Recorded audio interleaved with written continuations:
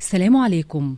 ده ملخص الحلقة 70 من مسلسل خريف القلب، وبتمنى منكم تشرفوني بالاشتراك في القناة ولايك للحلقة ونبدأ بسم الله. بدأت الحلقة على سفر وهو بيقول لماجد عايزك تجهز لي عقود بيع وشراء في أسرع وقت ممكن.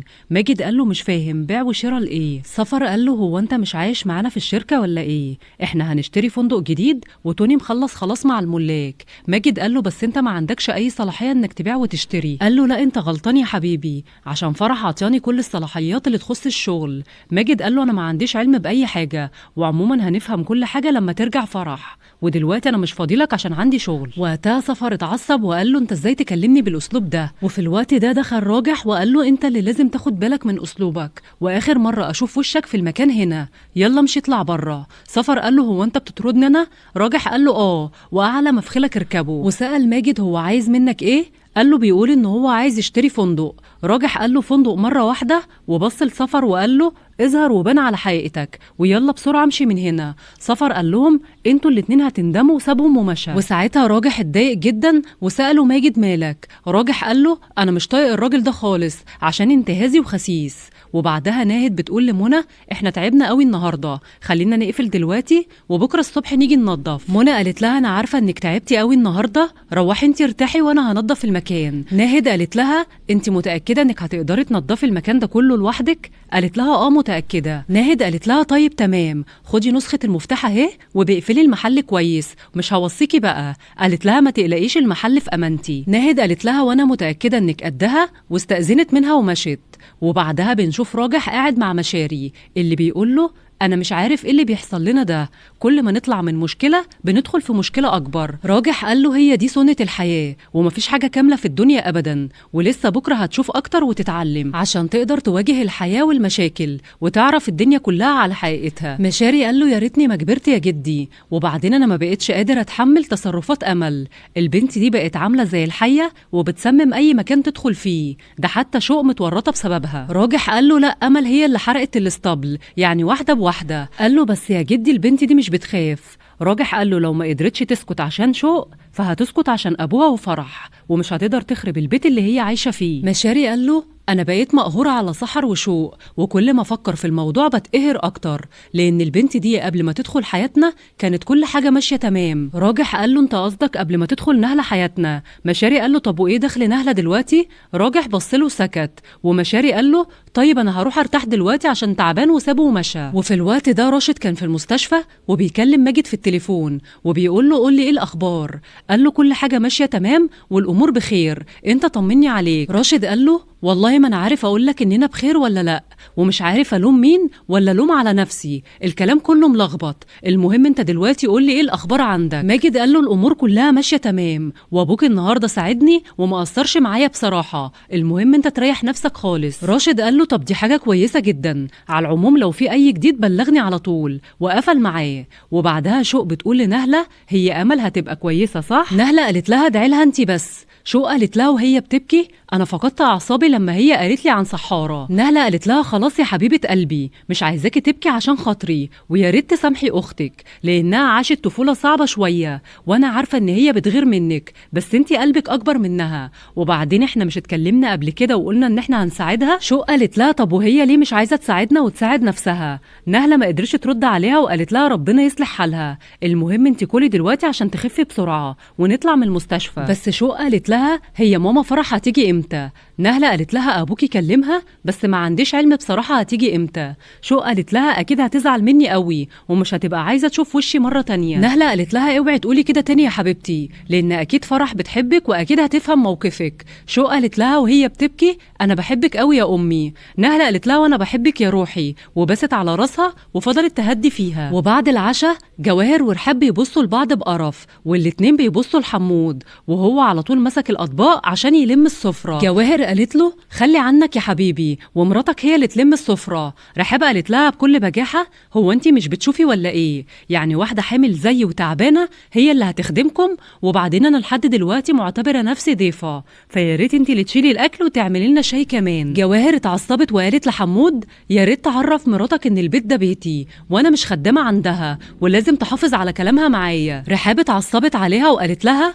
انا كم مره اقولك ما تعليش صوتك عشان في ولد نايم جوه، وبعدين انت فاكره نفسك مين عشان تكلميني بالاسلوب ده وتعلميني اقول ايه وما اقولش ايه؟ وحمود كان قاعد بين الاتنين ومش عارف ينطق، وساعتها جواهر طبطبت على ايده وقالت له حبيبي يا اخويا، انا دلوقتي بس عرفت انت ليه بعدت عنها، اصل دي بصراحه ما حدش يتحملها. رحاب قالت لها بكل برود انت لسه ما شفتيش اي حاجه، ومسكت ايد حمود هي كمان وقالت له هو مش انت يا حبيبي قلت لي ان البيت ده بيتنا؟ هي اختك مطوله عندنا ليه؟ حمود اتوتر وقال لها انا امتى قلت لك الكلام ده؟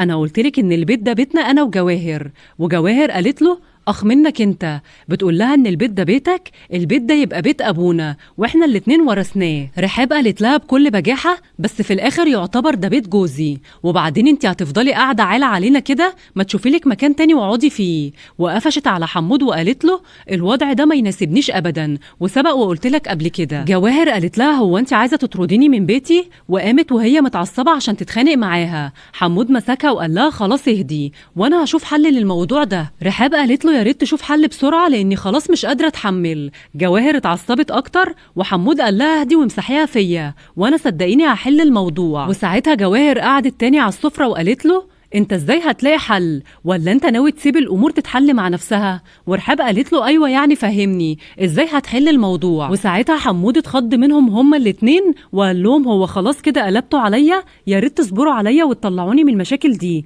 وانا هحلها. جواهر قالت له يا ريت ما تتهربش مني، وقولي دلوقتي انت كنت عايز ايه من المحامي؟ اوعى لا يكون مدبر لك مصيبه جديده عشان يدخلك السجن وتبليني بعدها بالاشكال دي. رحاب قالت لها وليه هيدخل السجن ان شاء الله؟ حمود قال لها وبعدين في الخرافات دي يا ريت بلاش كلام فاضي بقى وقوموا اعملوا لنا شاي، ولا اقول لكم انا خلاص هلم السفره. وساعتها جواهر ورحاب حطوا المعالق والاطباق على بعض، وهو اتصدم من رد فعلهم وقال لهم انتوا بجد مش بتستحوا، واخد الاطباق ومشى.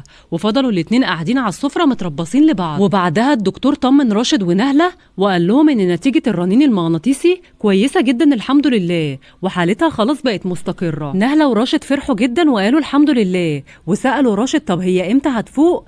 قال له خلاص احنا وقفنا المنوم والنهارده هترجع لوعيها، بس لازم تعرفوا ان في حالات كتير زي دي ممكن اشعه الرنين المغناطيسي بتاعتهم تكون كويسه بس احتمال يحصل لهم شلل، واحنا دلوقتي منتظرينها تفوق. وقتها راشد ونهله اتصدموا لما الدكتور قال شلل، والدكتور اكد لهم وقال انا بقول احتمال وان شاء الله تيجي سليمه وانا مضطره اسيبكم عشان اكمل شغلي. ونهله من الصدمه فضلت تدعي لها بالشفاء وتقول يا رب خد من عمري واعطيها. وبعدها راشد نده عليها وقال لها تعالي، وخرجوا الاتنين من الأوضة. وفي اللحظة دي أمل فتحت عينيها وهي كويسة وما فيهاش أي حاجة، وكانت سامعة كل كلامهم وناوية تمثل عليهم إن هي مشلولة. وفي الوقت ده جواهر بتصحى من النوم على صوت تليفون من منى وقالت لها خير ليه بتتصلي بدري كده؟ منى قالت لها أعوذ بالله منك يا جواهر، طب حتى على الأقل اسأليني أنا نمت فين.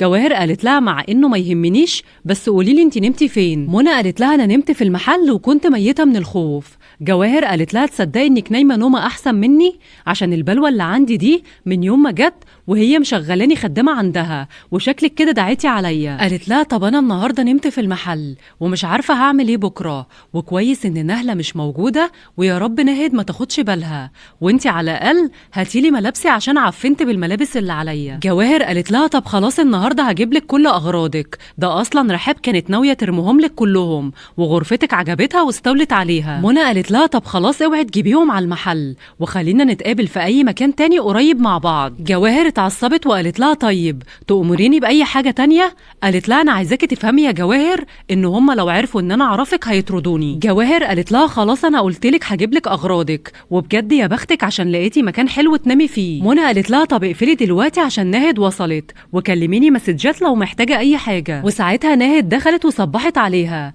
وقالت لها ما شاء الله انتي النهارده صاحيه بدري قوي. قالت لها ايوه، وقلت يمكن نهله هتتاخر ونكون كسبنا وقت. المهم طمنيني هي نهله عامله ايه دلوقتي؟ ناهد قالت لها الحمد لله شو بقت كويسه ومنتظرين امل تفوق وان شاء الله خير، ونهله مش هتقدر تيجي النهارده كمان، وبجد شكرا ان انتي جيتي بدري وحضنتها وهي بتشكرها. وبعدها بنشوف شوق في غرفه امل وبتدردش معاها وتقول لها انا اسفه، يا ريتنا كنا اتفاهمنا وعشنا مع بعض بحب وسعاده. ربنا يشفيكي يا حبيبتي، وانا وعدك من هنا ورايح هسيبك على راحتك. وامل في الوقت ده كانت سامعاها بس عامله نفسها لسه ما فاقتش. وفي الوقت ده دخلت نهله وقالت لها انا جبتلك عصير، يلا يا حبيبتي عشان تشربيه وتقوي نفسك. شوق قالت لها طب خلينا اشربه هنا جنب امل، انا مش عايزه اسيبها لوحدها. نهله قالت لها يا روحي طبعا، تعالي نقعد قصادها هنا، وراحت معاها. في الوقت ده جواهر كانت بتلم اغراض منى وهي بتقول كل الهدوم قديمه ومعفنه، ورحاب دخلت عليها وقالت لها هو انت بتقولي ايه؟ قالت لها ولا حاجه. رحاب قالت لها الظاهر ان انت عقلتي، ويا ريت تلمي كل الاغراض دي واياك اشوف حد تاني هنا عشان مش هيحصل. طيب جواهر قالت لها انت شكلك هتطردينا كلنا وشكل دوري قرب. رحاب قالت لها وعشان كده لازم تاخدي بالك من افعالك واوعي تزعليني خالص.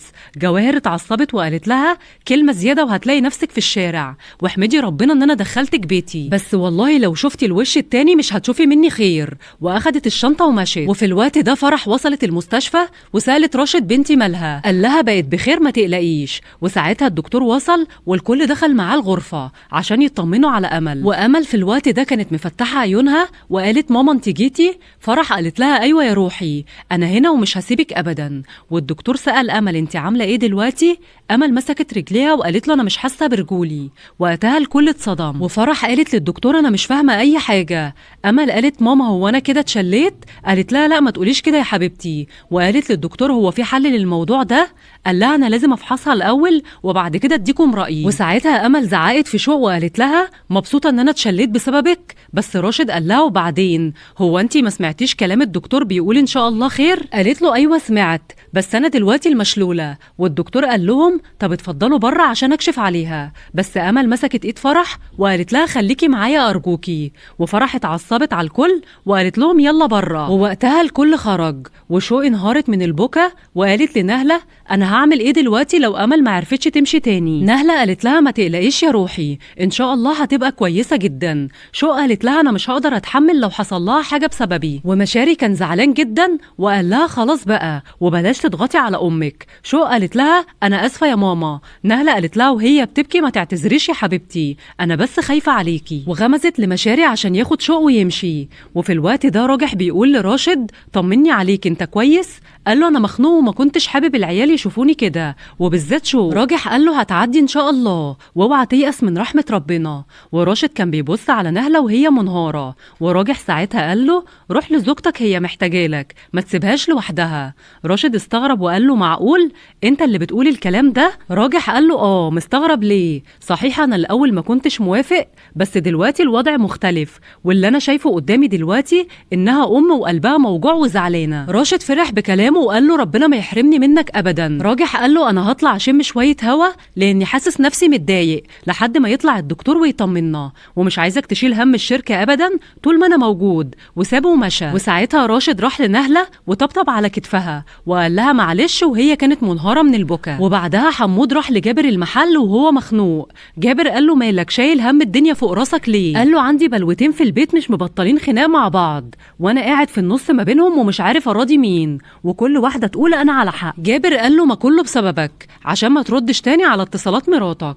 بس حمود فضل يدعي وقال يا رب يرحموني عشان خلاص تعب. وقتها إلاف اتصلت عليه وقالت له هو انت فين دلوقتي؟ قال لها انا في محل جابر. قالت له خلاص انت من النهارده هيكون عندك محل خليك عندك وانا هجيلك دلوقتي ومعايا الشيك. وقفلت معاه. وساعتها حمود فرح جدا وفضل يشكر ربنا وقال لجابر الحمد لله اتسهلت والشيك جاي في الطريق دلوقتي. وجابر فرح له وقال له الف مبروك انت تستاهل يا حمود بجد. قال له ربنا عوضني عن كل البلاوي اللي عندي. وبنرجع تاني لشوق وهي لسه بتبكي وبتقول لمشاري انا ازاي هبص في وشهم لو امل ما عرفتش تمشي تاني وخصوصا ماما فرح. مشاري قال لها خلاص يا شوق ما تزعلنيش منك وبلاش تتخيلي حاجات تدمر نفسيتك اكتر انا عايزك تصبري لحد ما الدكتور يخرج ونشوف رايه. شوق قالت له اصل ماما فرح مستحيل تسامحني وانا اصلا مش هسامح نفسي ابدا. قال لها بس اللي حصل ده كان غصب عنك وانتي ما كانش قصدك. قالت له لا انا فعلا زقتها ووقعت ولو ما قدرتش تمشي تاني انا مش هرتاح من تأنيب الضمير. قال لها حتى لو حصل لها حاجه ابويا مش هيسيبها وهتتعالج عند احسن دكاتره. وفي الوقت ده الدكتور خرج وقال لراشد ونهله اطمنوا بعد فحص الحاله باكد لكم ان مفيش اي سبب عضوي يمنع ان هي تمشي واكيد الموضوع نفسي من تاثير الصدمه. نهله قالت له نفسي ازاي انا مش فاهمه. الدكتور قال لهم ساعات العقل بيوهم الانسان بحاجات زي دي وامل لازم تفضل يوم او 2 عشان نحدد حالتها بالظبط. راشد قال له خلاص اللي حضرتك تشوفه يا دكتور، وشكره ومشى. وراشد قال لنهلة خلاص اطمني. قالت له خير، يلا روح انت دلوقتي البيت عشان ترتاح، وانا اللي هقعد مع امل، خصوصا ان فرح دلوقتي لسه راجعه من السفر واكيد هي كمان عايزه ترتاح. راشد قال لها لا روحي انت عشان شؤم محتاجالك، وانا هفضل موجود في المستشفى. وبعدها جواهر رجعت على البيت، ورحاب اول ما شافتها كانها شافت عفريت، وقالت لها بسم الله الرحمن الرحيم، انت جيتي امتى؟ جواهر قالت لها اصل من كتر النوم وصوت شخيرك العالي انت ما سمعتيش، وبعدين ما تنسيش ان البيت ده بيتي وادخل واطلع زي ما احب. رحاب قالت لها اخيرا شكلك سمعتي كلامي وواخده شنطتك وماشيه، يلا مع الف سلامه. جواهر قالت لها شكل الحمل خلاكي فقدتي الذاكره، هو انت ناسيه ان انا قلتلك ان الشنطه دي بتاعت منى وانا رايحه اوديها لها؟ رحاب قالت لها وانا اللي كنت فاكره انك غيرتي رايك وهتغوري من هنا. جواهر قالت لها طب وسعي من طريقي عشان انا متاخره دلوقتي. رحاب قالت لها طب خدي لستة الطلبات دي وانت راجعه بقى هاتيها عشان المطبخ فاضي عندنا، وهو بالمره نستفيد منك بدل ما انت قاعده مالكيش لازمه. جواهر اتعصبت وكروتت الورقه وعطتها الرحاب وقالت لها احسن لك ابعدي عني وحذاري تخليني اقلب عليكي، واخدت الشنطه ومشت. وبعدها نهله بتقول لراشد خليني اشوف امل قبل ما اروح البيت. قال لها طب اصبري شويه. وفي اللحظه دي خرجت فرح من الغرفه وقالت لراشد هو انت فعلا هتبات هنا الليله؟ قال لها ايوه ان شاء الله. فرح قالت له لا مفيش داعي، روح انت وانا هقعد مع بنتي. قال لها ما زي ما هي بنتك هي بنتي انا كمان، والموضوع ده غير قابل للنقاش. قالت له خلاص على راحتك طالما انت مصر، بس انا عايزه افهم ايه اللي حصل بالظبط. نهله كانت لسه بتحكي لها ايه اللي حصل، فرح كتمتها وقالت لراشد انا بسالك انت، ويا ريت تفهمني ايه اللي جاب امل عندكم وايه اللي وصل البنتين للحاله دي. قال لها طب ممكن تهدي وانا اشرح لك. وساعتها نهله قالت لراشد طب انا هدخل اطمن على امل، وسابتهم مع بعض. ولما دخلت الغرفه قالت لامل الف سلامه عليكي يا حبيبتي، طمنيني عليك انت عامله ايه دلوقتي؟ امل قالت لها انا كويسه زي ما انت شايفه ومش قادره امشي. نهله قالت لها بكره تقومي بالسلامه وتتنططي برجلك. بس امل قالت لها بكل بجاحه هو ايه السخافه دي؟ هو انت جايه تواسيني ولا تضحكي عليا؟ نهله قالت لها بالعكس، ده انا بقول لك الكلام اللي انا حاسه بيه. امل قالت لها طب روحي علمي بنتك الاول اللي عامله نفسها زعلانه على اللي هي عملته فيا. نهله قالت لها لا والله يا حبيبتي دي شو فعلا زعلانه عليكي وما نامتش من امبارح. امل قالت لها انا لازم ابلغ عنها الشرطه عشان تتعلم وتاخد عقابها. نهله اتصدمت وقالت لها انت عايزه تشتكي اختك؟ قالت لها دي مش اختي، دي بنتك انت وحمود، وهي السبب في الشلل اللي انا فيه دلوقتي. وساعتها نهله ما قدرتش تنطق من قسوه قلب امل والجحود اللي جواها. وبعدها فرح بتقول لراشد المفروض ما كنتش تقبل ان امل تيجي عندكم وانت عارف ان علاقتهم ببعض متوتره. قال لها يعني ازاي همنع بنتي؟ وبعدين هي اصلا مش محتاجه تستأذن من حد وتيجي وقت ما تحب. قالت له ده في الظروف العاديه وانت عارف ان العلاقه بين البنتين متوتره. قال لها ما احنا لازم نعلمهم ازاي يحبوا بعض. قالت له اللي يسمع كلامك دلوقتي يقول ان البنتين قاصدين يكرهوا بعض. قال لها بس انا ما اقصدش الكلام ده خالص. قالت له انا اللي مزعلني انك ما قلتليش لانك عارف ان انا هرفض. راشد قال لها وانا كنت اعرف منين ان هيحصل كده، وبعدين لا المكان ولا الوقت مناسب عشان نتناقش في الكلام ده. وفي اللحظه دي خرجت نهله من عند امل وهي خايفه وقالت لراشد الحقني، امل بتقول ان هي هتشتكي اختها. راشد قال لها ازاي الكلام ده؟ قالت له انا حاولت اقنعها بس هي فضلت تقول لي دي لازم تتعاقب عشان هي اللي تسببت في شللي. فرح قالت لها ايه السخافه دي؟ راشد قال لهم خلاص انا هتصرف. ودخل راشد وفرح ونهله وراه، بس فرح كبستها وقالت لها احنا امها وابوها وهنتصرف، وقفلت الباب في وشها. وساعتها نهله اتقهرت على روحها وبدات تبكي. وفي اللحظه دي وصلت شوق هي ومشاري، ونهله اخدتها في حضنها وما قالتش ان امل عايزه تبلغ عليها، بس قالت لها يلا نروح عشان انتي تعبتي قوي النهارده. شوق قالت لها انا لسه ما اعتذرتش لامل ولا لماما فرح. نهله قالت لها اكيد بس انتي وشك اصفر، روحي اغسليه وتعالي. وساعتها مشاري قال لنهله خير، واضح ان انتي مش عايزه شوق تدخل لامل. قالت له اصل بصراحه امل عايزه تشتكي شوق. مشاري اتصدم وما كانش عارف يقول ايه. وفي الوقت ده راجح كان بيحكي لماجد على كل اللي حصل، وماجد قال له ربنا يشفيها ويعافيها. راجح قال له راشد دلوقتي قاعد جنب امل ولازم واحد فينا يكون في الشركه. ماجد قال له معاك حق، خصوصا في وجود سفر، بس ما تقلقش انا حاطط عيني عليه. وفي اللحظة دي وصلت رسالة لراجح مكتوب فيها خلصت المهلة واتفرج على اللي هيحصل معاه. وساعتها راجح اتوتر وماجد قال له خير، هو في حاجة حصلت؟ قال له لا، ده واحد صديقي من زمان وكنا متقاطعين ودلوقتي هو مصر ان احنا نتقابل. وفي الوقت ده منى راحت عشان تقابل جواهر وتاخد منها اغراضها، وجواهر كانت طالبه لنفسها اكل وبتاكل، وقالت لها ايه التاخير ده كله؟ ده انا بقالي ساعه مستنياكي. منى قالت لها ما واضح من الاكل اللي انت خلصتيه. جواهر قالت لها يكون في علمك انت اللي هتدفعي الحساب. قالت لها ليه ان شاء الله؟ هو انا اللي اكلت الاكل؟ جواهر قالت لها تصدقي ان انتي نكره للجميل؟ ده انا لميت ملابسك الرخيصه في شنطه وجايبها لك لحد عندك وانتي مستكتره عليا حاجه بسيطه زي دي. منى عشان تخلص من لكها قالت لها خلاص انا هدفع. جواهر قالت لها طب بالمره بقى اطلب لنا شاي واقعدي نتكلم مع بعض شويه. منى قالت لها مش هينفع عشان انا متاخره، عشان ناهد لوحدها كمان في المحل. جواهر قالت لها امال نهله فين؟ اوعي تكون متخانقه مع جوزها وعندها اكتئاب. منى قالت لها لا، دي نهله عندها شغل بره. بس جواهر قالت لها يا ريت تقولي الحقيقه عشان ما اتصلش عليها دلوقتي واعرف بنفسي. منى قالت لها بجد انت انسانه مستفزه. قالت لها ايوه، وعشان تبقي عارفه انا مش هديكي اغراضك غير لما تحكي لي كل حاجه. وساعتها منى قالت لها ان امل وشوق اتخانقوا مع بعض وامل وقعت وراحت المستشفى. جواهر قالت لها يا لهوي، يعني راحت فيها بنت اخويا؟ منى قالت لها ما تقلقيش ده الموضوع بسيط. جواهر عملت نفسها بتبكي وفضلت تقول يا عيني عليكي على اللي عملوه فيكي يا بنت اخويا، ده انا كنت مربياها ومدلعاها وصرفت عليها دم قلبي وفي الاخر اخدوها وبهدلوها المسكينه.